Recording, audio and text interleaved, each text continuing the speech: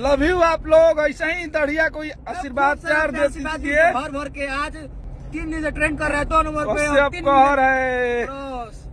अरे 4 million cross हो हो गया तो। और 15,000 रील प्रमोशन ना होला, क्राउड प्रमोशन रुपया लेना रील बनी। तो आप लोग ऐसा ही आशीर्वाद प्यार देते रहिए हमारे हिट मशीन जी को।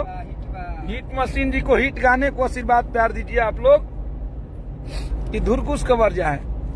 और देखिए हमारा भाई हैप्पी सिंह है, हैप्पी सिंह बबुआन।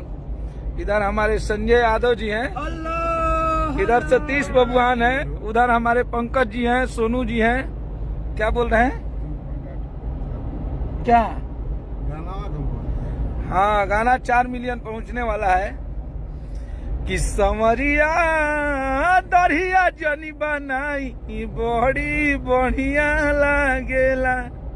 दरिया का बात बा भाई कि हमारे दादाजी जी एक्सपायर कर गई है और आज वहाँ के श्राद्ध रहा और बहुत बूढ़ हो गई है। तो उसे कोनो वहाँ के हंसत खेलत अपन जिंदगी चल गई। हमनी के बहुत सेवा करे के मौका ना दिन, ये वजह से हमनी के हिंदू में और वो में ब्राह्मण आदमी है जाए तो अपना परंपरा के हमनी के निर्वहन करे के पड़ी। तो आप लोग आशीर्वाद प्यार अपना कश्यप पर बनाई जाए।